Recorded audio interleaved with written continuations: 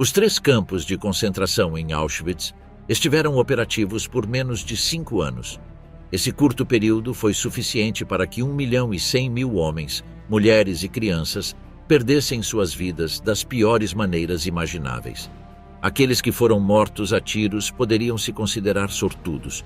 Para o resto, cada dia era um inferno. Eles tiveram que suportar experimentos científicos horríveis, castração química e física, torturas de todos os tipos, condições de vida desumanas, barracões superlotados e infestados de ratos, e, claro, testemunhar a morte de seus entes queridos.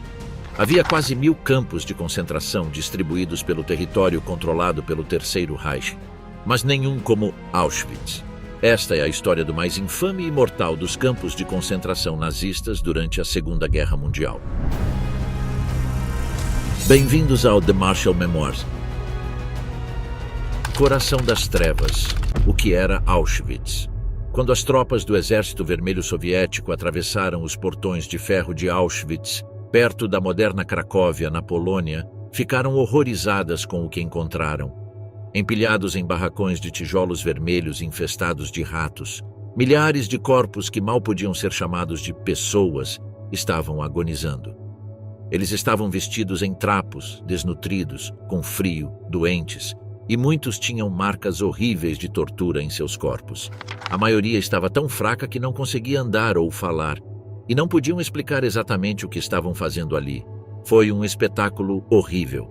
Mas a verdadeira natureza das atrocidades que ocorreram dentro dos campos de Auschwitz só seria completamente compreendida muito mais tarde. E talvez algumas nunca sejam conhecidas. O que exatamente era Auschwitz? Um antigo campo da Primeira Guerra Mundial para trabalhadores transitórios e depois um quartel do exército polonês. Auschwitz I era o campo principal e a sede administrativa de um complexo de campos localizado no sul da Polônia. Situado 50 quilômetros ou 30 milhas a sudoeste de Cracóvia, o local foi inicialmente sugerido em fevereiro de 1940 como um campo de quarentena para prisioneiros poloneses. Com cerca de 1.000 metros de comprimento e 400 metros de largura, o complexo consistia originalmente de 22 edifícios de tijolos, 8 deles de 2 andares. Um segundo andar foi adicionado aos outros em 1943, quando 8 novos blocos foram construídos. Auschwitz começou a receber prisioneiros no início de 1941. Em março de 1941, 10.900 pessoas estavam presas no campo, a maioria poloneses. Esse número aumentaria dramaticamente à medida que a Segunda Guerra Mundial progredia. Das 1.300.000 pessoas enviadas para Auschwitz, 1.100.000 foram assassinadas. O número de vítimas inclui 960.000 judeus, dos quais 865.000 foram gaseados na chegada. 74.000 poloneses não judeus, 21.000 ciganos romani, 15.000 prisioneiros de guerra soviéticos e até 15.000 outros. Estes poderiam ser qualquer coisa, desde militantes comunistas, partidários, gays, pessoas com deficiência, pacientes com doenças mentais, criminosos comuns e pessoas que os nazistas desgostavam por uma razão ou outra. Aqueles que não foram gaseados foram assassinados por meio de fome, exaustão, doenças, execuções individuais ou espancamentos. Outros foram mortos durante experimentos médicos. No final de 1941, quando a solução final havia sido iniciada por ordem de Adolf Hitler, e os comandantes do campo precisavam exterminar mais judeus rapidamente, um campo inteiramente novo foi construído a 3 quilômetros de distância do existente, em uma área pantanosa que os poloneses chamavam de Brzezinka e os alemães de Birkenau. Mas embora Auschwitz-Birkenau tenha eventualmente se tornado o local do maior assassinato em massa de judeus na história, essa não foi a razão original para sua construção. Em vez disso, Birkenau foi destinado a ser um campo para prisioneiros de guerra. Essa foi a época da Operação Barbarossa, a tentativa mal-sucedida de Hitler de invadir seu ex-aliado, a União Soviética. A tarefa de projetar e construir o novo campo coube ao capitão da SS Karl Bischoff, recém-nomeado chefe do escritório de construção de Auschwitz, e a um arquiteto, o cabo da SS Fritz Ertl. No entanto, desde o início, É óbvio que a acomodação que eles planejavam era incapaz de sustentar a vida humana de qualquer forma. O plano inicial era que um bloco de alojamento contivesse 550 prisioneiros, enquanto em Dachau, por exemplo, um bloco desses só podia sustentar 200 prisioneiros. Isso significava que os prisioneiros em Auschwitz-Birkenau seriam empilhados como lenha nesses barracões e, portanto, expostos a condições desumanas. Os oficiais da SS, que supervisionaram a construção do segundo campo, forçaram os próprios prisioneiros a construir Birkenau. Dos 10.000 prisioneiros soviéticos que começaram a construir Birkenau naquele outono, apenas algumas centenas ainda estavam vivos na primavera seguinte. Eles trabalharam dia e noite sem parar, sob a dura vigilância do pessoal da SS. Os pântanos ao redor de Auschwitz eram um lugar insalubre para trabalhar, e doenças se espalhavam entre os prisioneiros. Após a conclusão desse novo campo, que se tornaria o principal centro de extermínio de judeus no Terceiro Reich, Heinrich Himmler ficou tão satisfeito que permitiu a construção de outro campo nas proximidades. Este terceiro campo foi destinado a escravos trabalhando na fábrica da IG Farben, que foi instalada no mesmo local. Essas construções fizeram de Auschwitz-Birkenau um complexo impressionante e mortal, que era uma parte crucial da máquina de matar do Terceiro Reich. Embora as ordens viessem diretamente de Heinrich Himmler, o líder da SS, a operação diária e a maioria das inovações que fizeram de Auschwitz diferente dos outros campos de extermínio vieram da mente de apenas um homem monstruoso, Rudolf Höss, planejando um genocídio. Em 30 de abril de 1940, o capitão da SS, Rudolf Höss, alcançou uma de suas maiores ambições na vida. Aos 39 anos e após 6 anos de serviço na SS, ele foi nomeado comandante de um dos primeiros campos de concentração nazistas nos territórios recém-conquistados do leste. Naquele dia de primavera, ele chegou para assumir suas novas funções em uma pequena cidade, que até 8 meses antes era o sudoeste da Polônia e agora fazia parte da Alta Silésia alemã. O nome da cidade em polonês era Oświęcim, mas os alemães a renomearam para Auschwitz. Havia apenas um problema. Embora Höss tivesse sido promovido a comandante, o campo que ele deveria comandar ainda não existia. Ele teve que supervisionar sua construção a partir de um conjunto de antigos quartéis do exército polonês, dilapidados e infestados de vermes, agrupados ao redor de um pátio de doma de cavalos na periferia da cidade. E a área circundante parecia ainda mais deprimente. Este terreno era plano e monótono, e o clima úmido e insalubre. Ninguém poderia prever naquele momento que, dentro de 5 anos, aquele campo se tornaria o local do maior assassinato em massa na história da humanidade. Mas Rudolf Höss estava determinado a fazê-lo funcionar. Como oficial da SS, ele não tinha permissão para questionar suas ordens, apenas segui-las da melhor forma que pudesse. Rudolf Höss não parecia o monstro que era. Segundo o advogado americano Whitney Harris, que o interrogou durante os julgamentos de Nuremberg, ele parecia uma pessoa normal, muito parecido com um balconista de mercearia. Isso também foi confirmado por vários prisioneiros de Auschwitz, que o descreveram como quieto e controlado, o tipo de pessoa que você passa todos os dias na rua. Isso só o torna mais assustador como figura. Ele nasceu na Floresta Negra em 1900 de pais católicos. Em seus primeiros anos, foi afetado pela influência de seu pai. Ele era muito rigoroso e sempre insistia na obediência. Isso foi útil para Höss durante seu serviço na Primeira Guerra Mundial, onde foi um dos mais jovens oficiais subalternos do exército alemão. Quando a guerra foi perdida, ele se sentiu traído pelo governo e pelo exército alemão e voltou-se para opções mais radicais. Ele serviu no paramilitar Freikorps no início dos anos 1920, numa tentativa de combater a ameaça comunista percebida nas fronteiras da Alemanha. Seu envolvimento em ações violentas de direita o levou à prisão. Em 1923, ele assassinou Walter Kadel, seu ex-professor, porque Kadel havia denunciado um colega membro do Freikorps.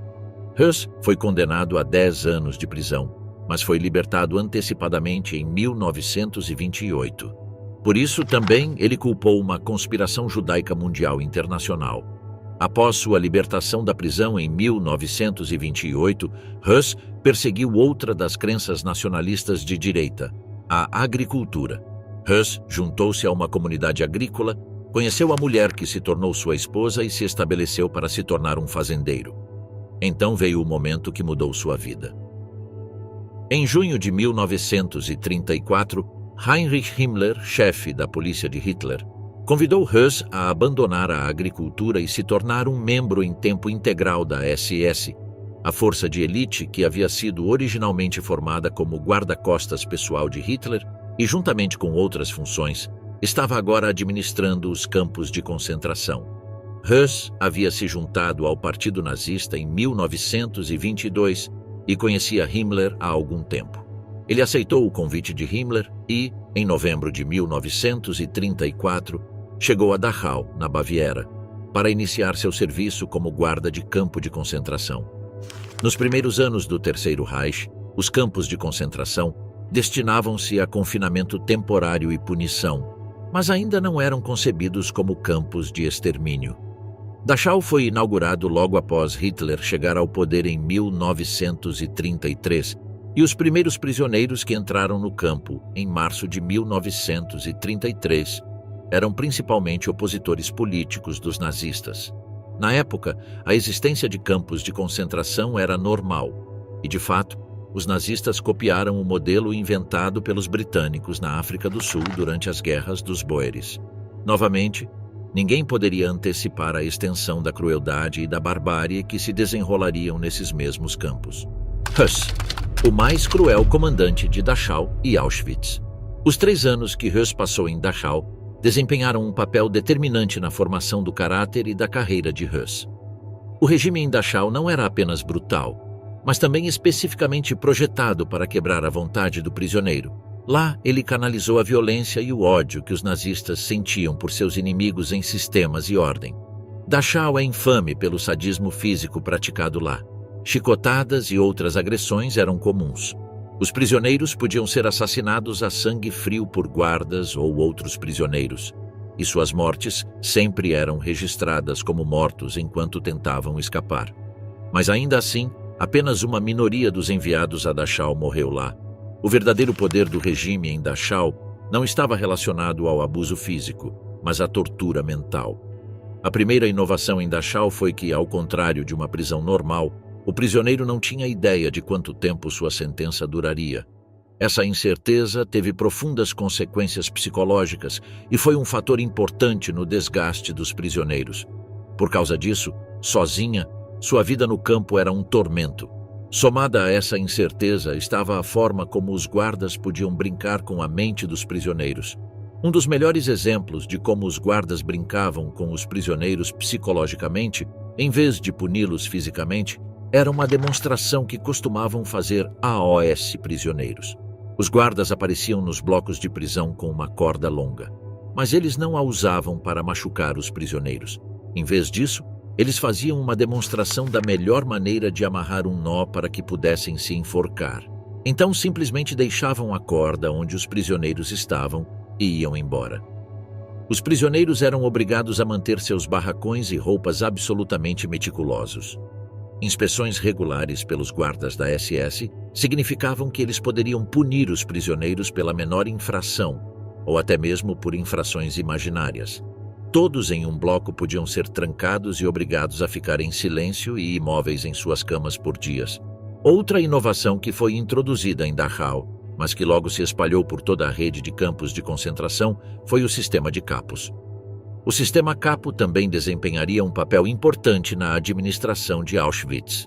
As autoridades do campo designariam um prisioneiro como capo em cada bloco ou comando de trabalho, e esse prisioneiro teria um enorme poder sobre seus companheiros de prisão. A principal função do capo era garantir que o trabalho fosse realizado. Para fazer isso, ele tinha que pressionar seus homens. Assim que os guardas da SS não estivessem mais satisfeitos com ele, ele deixaria de ser um capo e retornaria ao S outros prisioneiros. Geralmente, quando isso acontecia, os outros prisioneiros o espancavam até a morte na primeira noite de volta. Assim, enquanto estava em Dachau, Hus aprendeu a filosofia essencial da SS e como tratar os prisioneiros nos campos de concentração. Höss era um membro modelo da SS e subiu rapidamente nas fileiras de Dachau, até que, em abril de 1936, ele foi nomeado assistente-chefe do comandante do campo.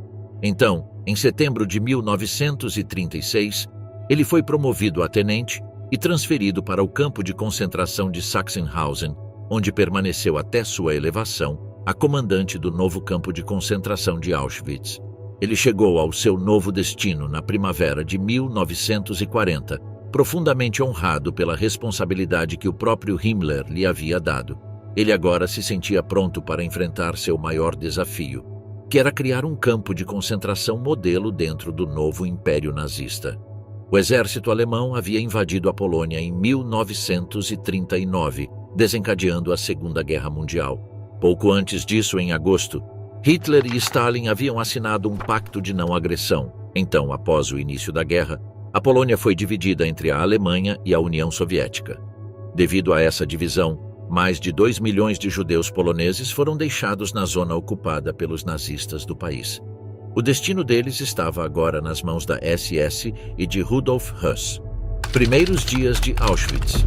Os horrores do Bloco 11. Até o último ano de operação, Auschwitz nunca havia sido concebido como um campo para matar judeus. Estava sempre mudando fisicamente, muitas vezes em resposta ao que estava acontecendo na frente de batalha. Os primeiros prisioneiros a chegarem a Auschwitz, em 14 de junho de 1940, não eram poloneses, mas alemães. Era um grupo de 30 criminosos transferidos do campo de concentração de Sachsenhausen. Como eram alemães étnicos, tinham um certo status sobre os demais prisioneiros e se tornariam os primeiros capos. Como tal, agiam como agentes de controle entre a SS e os prisioneiros poloneses. A tarefa imediata para os criminosos recém-chegados era simples. Eles tinham que construir o campo eles mesmos. Era um trabalho muito difícil e árduo, especialmente porque faltavam ferramentas especiais para fazê-lo. Havia poucas carroças, então muitas vezes tinham que carregar as pedras sozinhos. Se não fizessem isso rápido o suficiente, eram espancados. Eles até careciam dos materiais necessários, mas isso não impedia a SS de pressioná-los. Eles recorreram a uma solução típica nazista: roubo.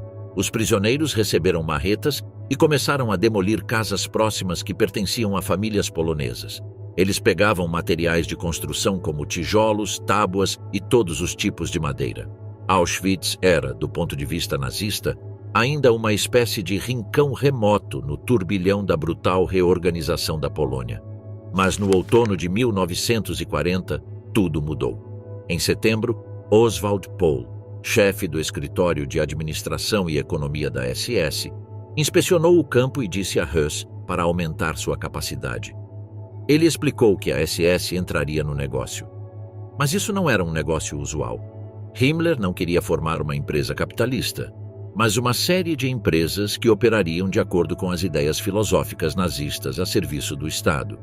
Os campos de concentração forneceriam matérias-primas para a nova Alemanha, como as vastas quantidades de granito necessárias para a gigantesca nova chancelaria do Reich de Hitler em Berlim. Com esse objetivo, após a anexação da Áustria em 1938, a SS abriu um novo campo de concentração em Mauthausen, especificamente para estar perto de uma pedreira de granito. Entre os edifícios criados nos primeiros meses do campo, havia um que os prisioneiros especialmente lamentavam ter construído. Era conhecido como Bloco 11, e a menção desse número era suficiente para gelar o sangue de qualquer pessoa internada em Auschwitz. Por fora, o Bloco 11 parecia como qualquer um dos outros edifícios de tijolos vermelhos que corriam em fileiras retas por todo o campo. Mas servia a um propósito único e sombrio. O Bloco 11 era uma prisão dentro da prisão, um lugar de tortura e assassinato que fazia todo prisioneiro ter medo de até mesmo passar pelo bloco. Dentro do Bloco 11, os prisioneiros eram enforcados nas vigas do teto, com as mãos nas costas, até não sentirem mais seus corpos. Um método favorito de tortura, especialmente no inverno, era segurar a cabeça do prisioneiro no fogão de aquecimento como forma de extrair testemunhos. Os prisioneiros voltavam para seus barracões com bolhas e queimaduras no rosto e alguns perdiam a visão para sempre após apenas uma tarde no Bloco 11. Nos primeiros dias, o Bloco 11 era o império do segundo tenente da SS Max Grabner, um dos mais notórios do pessoal do campo. Antes de ingressar na SS, Grabner havia sido um vaqueiro, mas agora ele tinha o poder de vida e morte sobre os prisioneiros em seu bloco. Toda semana ele limpava o bunker, decidindo o destino de cada um dos prisioneiros do Bloco 11. Alguns ficavam em suas celas, mas para outros ele escrevia em seus relatórios penais um número. 1 significava uma surra ou outra tortura. 2 significava execução imediata. Os condenados à morte eram levados primeiro a AOS lavatórios no térreo do Bloco 11 e ordenados a se despir. Uma vez nus, eram levados por uma porta lateral para um pátio isolado. O pátio entre o Bloco 11 e o Bloco 10 era isolado do resto do campo, para que ninguém pudesse ver o que acontecia ali. Nesse pátio, os prisioneiros eram assassinados.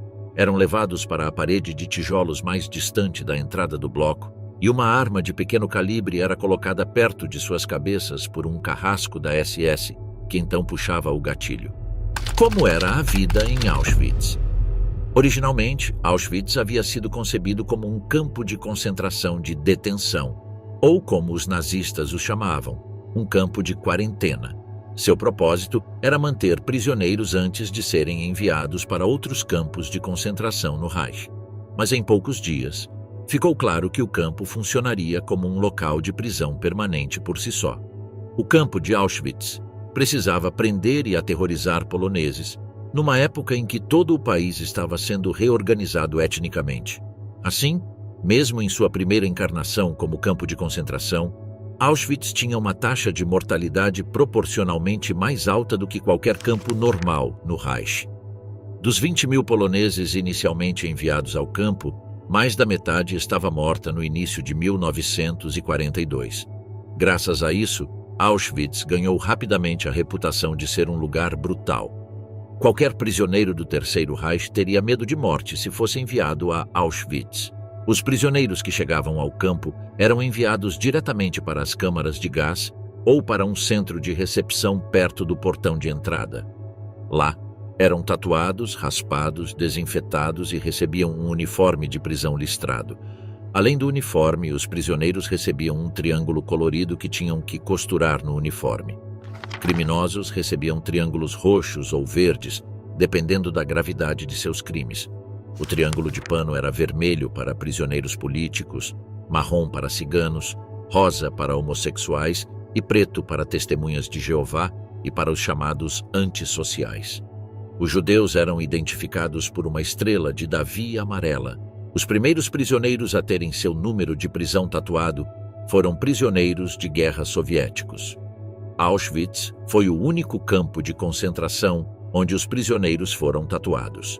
Inicialmente, as tatuagens não eram colocadas no braço do prisioneiro, mas perfuradas no peito com longas agulhas. A ferida resultante era então preenchida com tinta. Dessa forma, a identificação era mais fácil e rápida, especialmente quando os prisioneiros eram encontrados mortos pelo campo. Depois que cada prisioneiro era identificado e vestia o uniforme correto, eles eram enviados para seus barracões, onde tinham que escolher uma cama. Se encontrassem uma cama livre, era apenas porque seus ocupantes estavam mortos. Na maioria das vezes, no entanto, não havia camas disponíveis. Então tinham que dormir em um monte de palha no chão de pedra fria. Todas as noites tinham que ficar no pátio para uma chamada de presença. Esse era frequentemente o momento em que o destino final de alguns deles era decidido. Na luta pela sobrevivência dentro do campo, 2 grupos de pessoas eram escolhidos desde o momento de sua chegada para tratamento particularmente sádico: padres e judeus. Eles, junto com padres católicos poloneses, tinham mais chances do que os outros prisioneiros de cair nas mãos da unidade de comando penal dirigida por um dos capos mais notórios de todos, Ernst Krankemann. Krankemann chegou ao campo no segundo grupo de criminosos alemães, transferidos de Sachsenhausen em 29 de agosto de 1940. Muitos na SS o desprezavam, mas ele tinha 2 apoiadores poderosos na SS, Karl Fritsch, vice de Höss, e Gerhard Palitsch, assistente-chefe do comandante.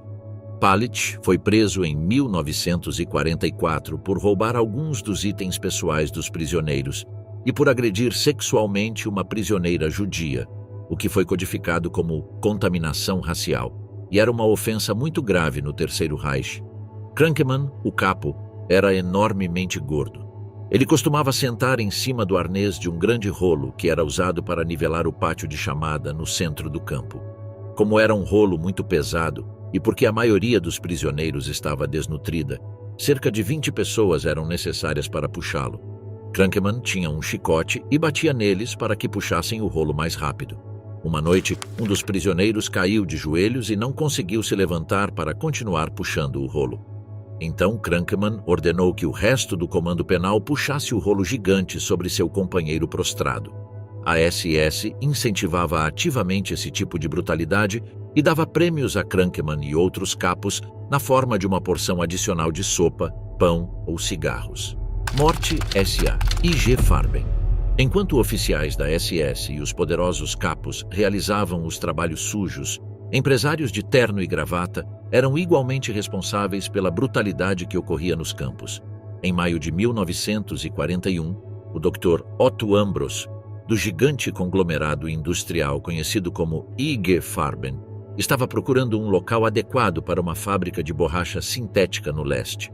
Ele estava em busca de tal localização apenas porque a guerra tinha tomado um rumo diferente do que era antecipado pela liderança nazista. Apenas um ano antes, Himmler tinha planos de transportar todos os judeus para a África assim que a guerra acabasse. Os nazistas pensavam que venceriam em questão de meses. Naquela época, a IG Farben imaginava que era desnecessário seguir o difícil e caro processo de produzir borracha e combustível sintéticos. Uma vez que a guerra estivesse terminada, no mais tardar no outono de 1940, haveria muitas matérias-primas disponíveis fora do Reich, incluindo as novas colônias da Alemanha, conquistadas de seus inimigos. Mas em novembro de 1940, a guerra estava longe de acabar. Churchill havia se recusado a fazer a paz e a Força Aérea Real havia repelido os ataques aéreos alemães durante a Batalha da Grã-Bretanha. Mais uma vez, os planejadores alemães tiveram que reagir ao inesperado. Os nazistas sempre foram movidos por um senso de enorme ambição e otimismo, levando a problemas devido à falta de planejamento e previsão, ou porque seu inimigo era mais forte do que o próprio senso inflado de si mesmos reconhecia. Na IG Farben, planos de expansão que haviam sido arquivados por causa do esperado fim iminente da guerra foram apressadamente desenterrados e implementados.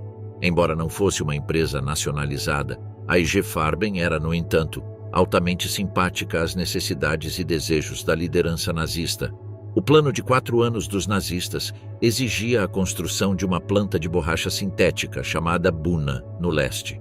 Após muita discussão, a IG Farben concordou em construir uma na Silésia, a região onde Auschwitz estava localizado. A borracha sintética era produzida a partir do carvão submetido a um processo chamado hidrogenação, que envolvia a passagem de gás hidrogênio sobre o carvão a alta temperatura. Sem cal, água e, crucialmente, carvão, nenhuma planta de Buna poderia funcionar.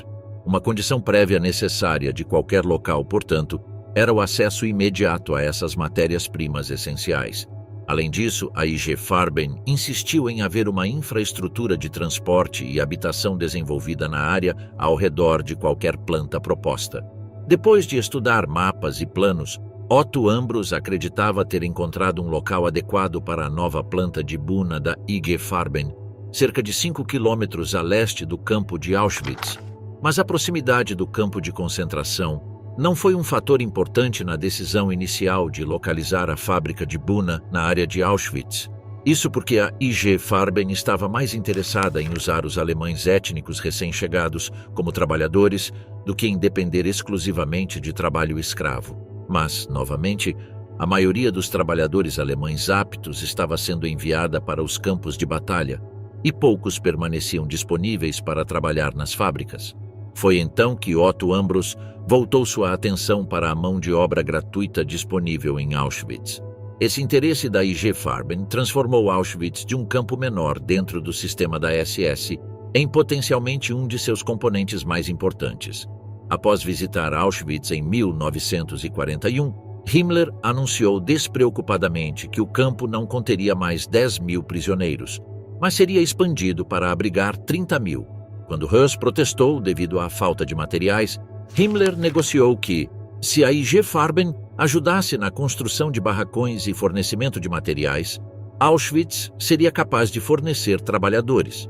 Mas a IG Farben fez muito mais do que fornecer materiais e ajudar na construção de barracões.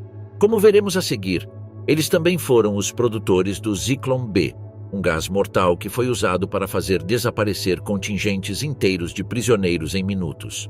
Entre 1942 e 1945, o Zyklon B foi responsável pela morte de mais de 1 milhão de pessoas na Europa, não apenas em Auschwitz, mas em outros campos como Majdanek. Por essa razão, em 1947, o governo americano prendeu 9 dos diretores da IG Farben, incluindo Otto Ambros por crimes de guerra. A solução final em Auschwitz. Embora a decisão final viesse diretamente dele, Hitler teve o cuidado de não deixar um rastro de papel relacionando-o ao extermínio dos judeus. A maioria de suas ordens era emitida pessoalmente a OS e seus acólitos mais importantes.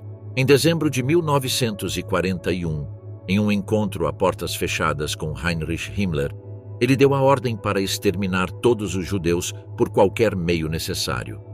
Desta forma, Hitler teve o cuidado de usar Himmler como um intermediário entre ele e a implementação da solução final. Hitler sabia da escala do crime que os nazistas estavam contemplando e não queria nenhum documento ligando-o a isso. A chamada solução final era simplesmente um plano para o maior assassinato em massa da história da humanidade. Mas não foi a primeira solução proposta. Não muito antes, em 1940, o próprio Heinrich Himmler havia escrito um artigo alegando que o assassinato em massa de um povo era fundamentalmente anti-alemão. Em vez disso, eles queriam que os judeus fossem deportados para um lugar o mais longe possível do Terceiro Reich. Em 1940, foi proposto que a ilha africana de Madagascar poderia ser esse lugar. Então, por que eles implementaram esse extermínio em massa? Tudo tinha a ver com o resultado do esforço de guerra. A retaliação da guerra contra a União Soviética, iniciada em junho daquele ano, precipitou a solução mais radical para o chamado problema judeu dos nazistas: a destruição dos judeus soviéticos pelo tiro de homens, mulheres e crianças. Mas, para começar, os judeus da Europa Ocidental e do Reich Alemão permaneceram relativamente intocados por esse massacre. A ideia de transportar os judeus para a África foi logo abandonada, e no início de 1941, Hitler havia ordenado a Reinhard Heydrich que preparasse um esquema para deportar os judeus para algum lugar sob controle alemão. A guerra com a União Soviética deveria durar apenas algumas semanas e terminar antes do início do inverno russo. Então era razoável, Heydrich e Hitler pensavam, planejar que os judeus fossem empurrados mais para o leste naquele outono. Enquanto todos os principais nazistas concentravam sua atenção na guerra contra a União Soviética, a decisão de matar mulheres e crianças no leste foi vista como a maneira prática de resolver um problema imediato e específico. No entanto, essa solução particular criaria novos problemas e, como resultado, novos métodos de assassinato seriam desenvolvidos, permitindo que judeus e outros fossem assassinados em uma escala ainda maior. Um dos problemas era que os oficiais da SS frequentemente se sentiam desconfortáveis em atirar em mulheres e crianças à queima-roupa. Como resultado de seus protestos e do que ele havia testemunhado pessoalmente, Himmler ordenou uma busca por um método de assassinato que causasse menos problemas psicológicos para seus homens. Incrivelmente, um dos primeiros métodos que os nazistas tentaram na tentativa de melhorar o processo de assassinato na União Soviética foi explodir suas vítimas. Vários pacientes com doenças mentais foram colocados em um bunker junto com pacotes de explosivos. Eles logo aprenderam com esse experimento horrível que assassinar por explosão claramente não era o caminho que estavam procurando. O programa de eutanásia de adultos usava com sucesso monóxido de carbono engarrafado como método de assassinato, mas era impraticável transportar grande número de tais cilindros por milhares de quilômetros. A resposta veio durante o verão de 1941, quando Rudolf Höss soube que havia um gás sendo usado para matar insetos nas proximidades de Auschwitz, chamado Zyklon B. Höss raciocinou que, se o Zyklon B pudesse ser usado para matar piolhos, por que não poderia ser usado para matar pragas humanas? E como o Bloco 11 já era o local de execução dentro do campo e seu porão podia ser selado, era o lugar mais natural para conduzir um experimento. Além disso, com a fábrica recém-criada da IG Farben sendo construída a 5 quilômetros de Auschwitz, ele poderia obter todo o gás que quisesse quase instantaneamente. Assim, ele se propôs a cumprir as ordens de Hitler. Horrores além da compreensão. As câmaras de gás. As câmaras de gás já estavam sendo usadas antes de o Zyklon B ser utilizado na solução final. Inicialmente, injeções químicas eram usadas para assassinar os deficientes, mas depois o monóxido de carbono engarrafado tornou-se o método preferido. Câmaras de gás, projetadas para parecer salas de chuveiro, foram construídas em centros de extermínio especiais. Estes estavam principalmente localizados em antigos hospitais psiquiátricos. Entre outubro de 1939 e maio de 1940, cerca de 10.000 pacientes mentais foram mortos na Prússia Ocidental e no Warthegau, muitos pelo uso de uma nova técnica que consistia em uma câmara de gás sobre rodas. As vítimas eram empurradas para um compartimento hermeticamente fechado na traseira de uma van convertida e depois asfixiadas por monóxido de carbono engarrafado. Significativamente, após matar famílias inteiras, os nazistas davam suas casas para alemães étnicos recém-chegados, em um esforço para repovoar a área com a raça superior. No início de 1941, a campanha de eutanásia de adultos foi estendida a AOS campos de concentração, como parte de um plano conhecido como Ação 14F13, e o programa chegou a Auschwitz em 28 de julho. Durante a chamada da noite, foi dito que todas as pessoas que estavam doentes poderiam sair para serem curadas em um hospital. Alguns prisioneiros ficaram felizes por finalmente receberem atenção médica, mas outros sabiam que isso era mentira. Cerca de 500 prisioneiros doentes, a maioria voluntários, mas outros selecionados pela SS, foram marchados para fora do campo para um trem à espera. Todos morreram em uma câmara de gás em um hospital psiquiátrico convertido em Sonnenstein, perto de Danzig. Os primeiros prisioneiros de Auschwitz a serem gaseados, portanto, não foram mortos no campo, mas transportados para a Alemanha, e não foram assassinados porque eram judeus, mas porque não podiam mais trabalhar. Logo, esse método de transportar os prisioneiros por longas distâncias para serem assassinados foi considerado ineficiente pelos oficiais da SS em Auschwitz. Eles começaram a construir salas hermeticamente fechadas que se assemelhavam a chuveiros no campo. O uso do Zyklon B aliviou o processo de assassinato. Os assassinos não precisariam mais olhar nos olhos de suas vítimas enquanto as matavam. Rudolf Höss ficou muito satisfeito com esse método de assassinato, pois acreditava que era muito melhor para o moral de sua equipe da SS. A primeira câmara de gás em Auschwitz-Birkenau estava operacional em março de 1942. Por volta de 20 de março, um transporte de judeus poloneses enviado pela Gestapo da Silésia foi levado diretamente da estação de carga de Auschwitz para a câmara de gás de Birkenau, depois enterrado em um prado próximo. A câmara de gás estava localizada no que os prisioneiros chamavam de Casinha Vermelha, conhecida como Bunker 1 pela SS. A Casinha Vermelha era uma cabana de tijolos que havia sido transformada em uma instalação de gaseamento. As janelas foram muradas e suas 4 salas convertidas em 2 salas isoladas. Nas portas de cada sala, havia placas que diziam desinfecção. Uma segunda cabana de tijolos, conhecida como Bunker 2 ou Casinha Branca, foi convertida e operacional em junho de 1942. Quando Himmler visitou o campo em 17 e 18 de julho de 1942, ele recebeu uma demonstração de uma seleção de judeus holandeses, que foram assassinados em uma câmara de gás no Bunker 2. Ele ficou muito impressionado com esse método de assassinato, assim como com o local de construção de Auschwitz III, a nova planta da IG Farben sendo construída nas proximidades. O uso dos bunkers 1 e 2 parou na primavera de 1943, quando os novos crematórios foram construídos com maior capacidade, embora o Bunker 2 tenha voltado a funcionar em maio de 1944 para o assassinato dos judeus húngaros. O Bunker 1 foi demolido em 1943 e o Bunker 2 em novembro de 1944. O grande crematório em Auschwitz-Birkenau foi construído em outubro de 1941, além de planejar um novo campo de prisioneiros de guerra em Birkenau. O crematório foi especificamente projetado com um sistema de ventilação sofisticado que expulsava o ar antigo e empurrava o ar fresco. Isso significa que foi projetado com dois propósitos: não apenas cremar os corpos dos falecidos no campo, mas também funcionar como uma câmara de gás.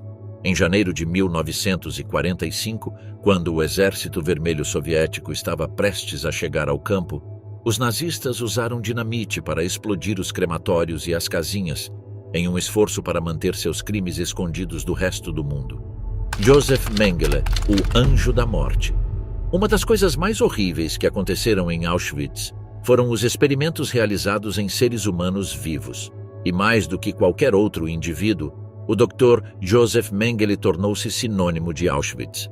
A razão é uma combinação de caráter e circunstância.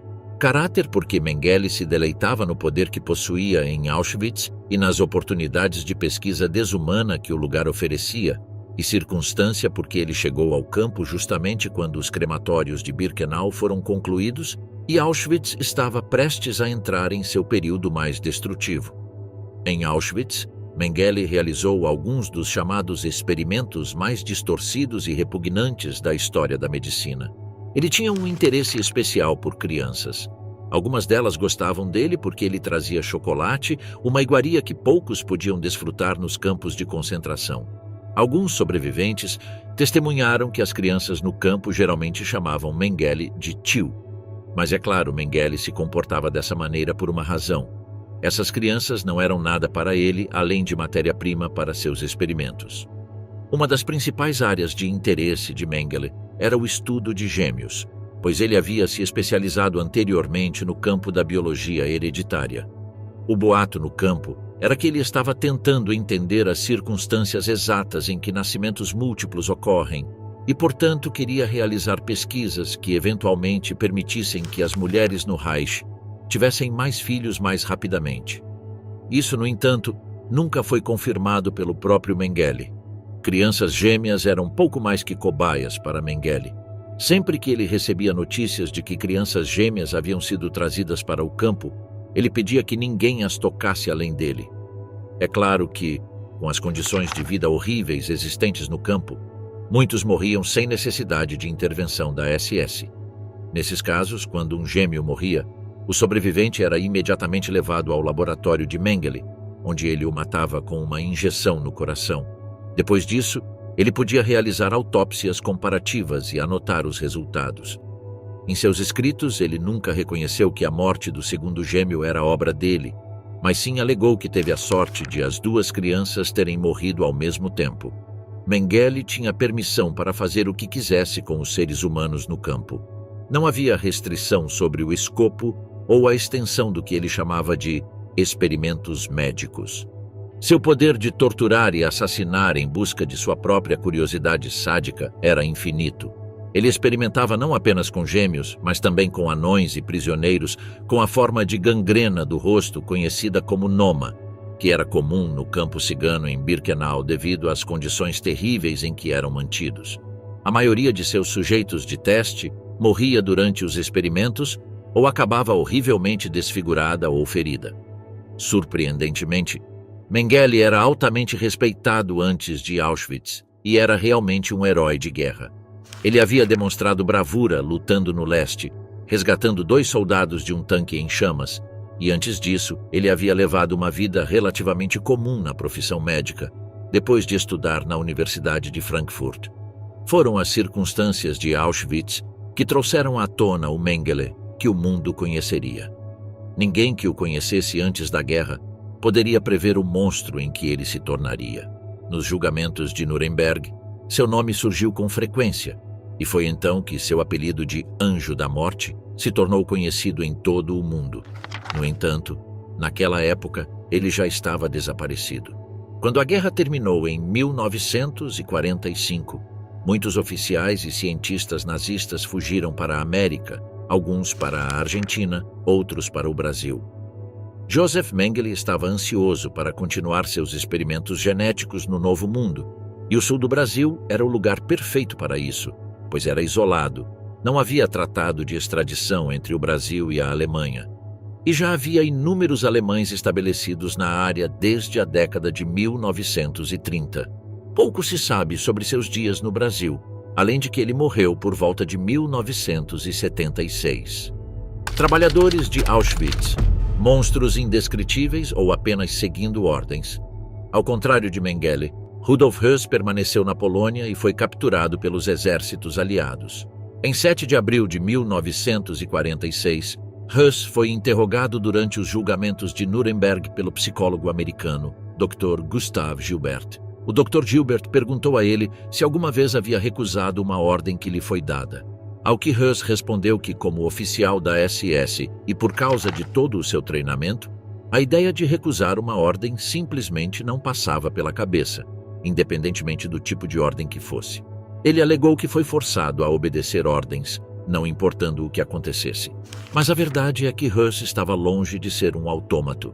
Ele não apenas seguia ordens, mas ia além em suas tarefas, especialmente quando se tratava de exterminar prisioneiros.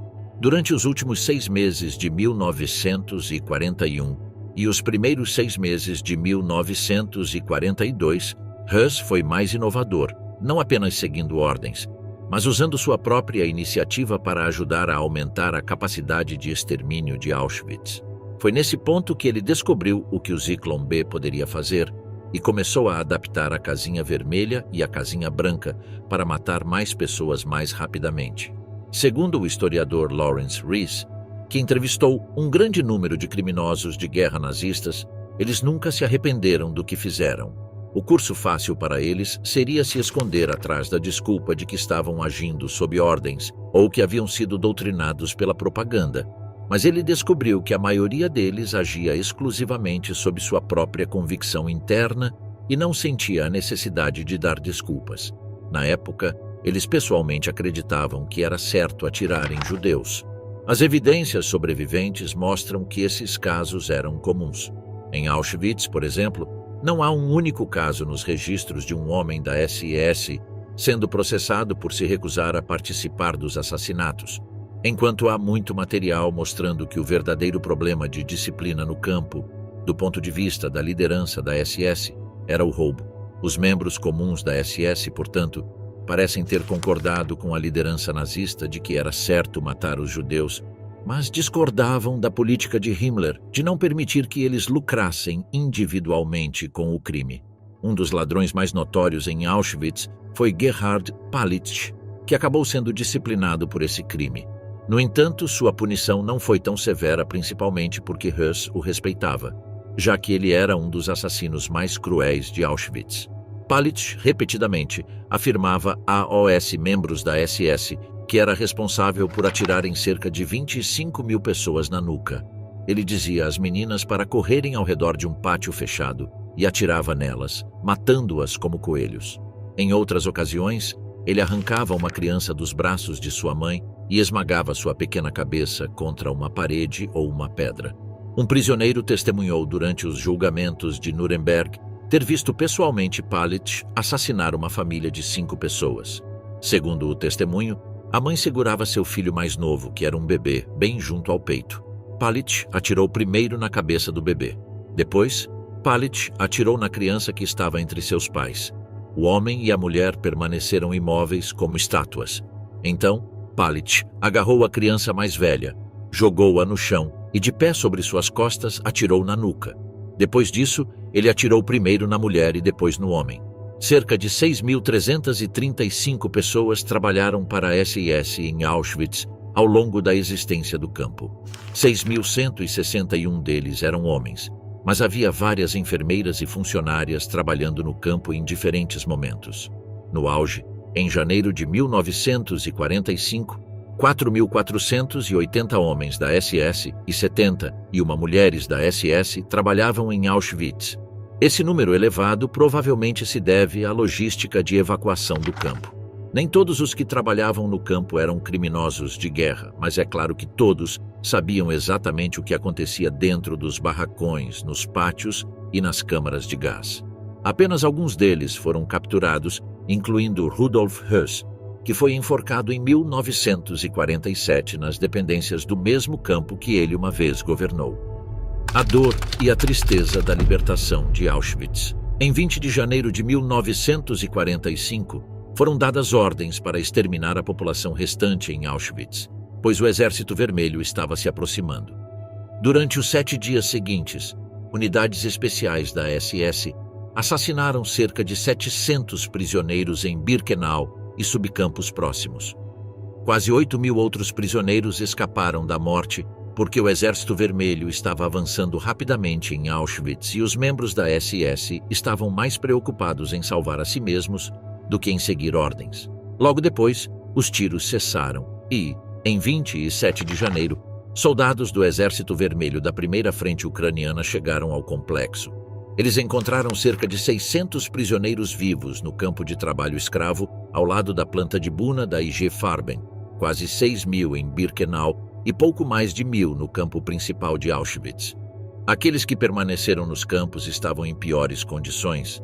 Os outros 65.000 prisioneiros de Auschwitz, que foram considerados aptos pelos alemães, foram retirados dos campos e os oficiais da SS os fizeram viajar a pé para o oeste. As semanas seguintes seriam lembradas por muitos dos prisioneiros que foram forçados a participar da evacuação como a pior experiência que sofreram enquanto estavam em cativeiro. Era pior do que as constantes seleções, pior do que a dieta de fome nos campos, pior do que as cabanas congelantes e infestadas de doenças em que viviam, pois os prisioneiros de Auschwitz estavam embarcando em uma jornada que se tornaria conhecida como Marcha da Morte. Os prisioneiros foram espancados para fora do campo, vestidos com roupas de prisão finas que ofereciam proteção totalmente inadequada contra a neve e o vento gelado de um inverno polonês, e reunidos na estrada para começar a marcha. Muitos deles nem sequer tinham sapatos. Os soldados russos que chegaram a Auschwitz em janeiro de 1945 haviam visto várias coisas horríveis durante a batalha. Mesmo assim, eles ainda ficaram chocados com o tratamento nazista dos prisioneiros em Auschwitz. Os soldados soviéticos descreveram o que encontraram naqueles barracões sujos como esqueletos vivos. Eles tinham até medo de tocá-los, pensando que poderiam matá-los por engano. Testemunhas afirmam que, apesar de terem lido em vários panfletos sobre o tratamento dos judeus pelos nazistas, nenhuma quantidade de leitura poderia prepará-los para a visão daqueles pobres homens, mulheres e crianças.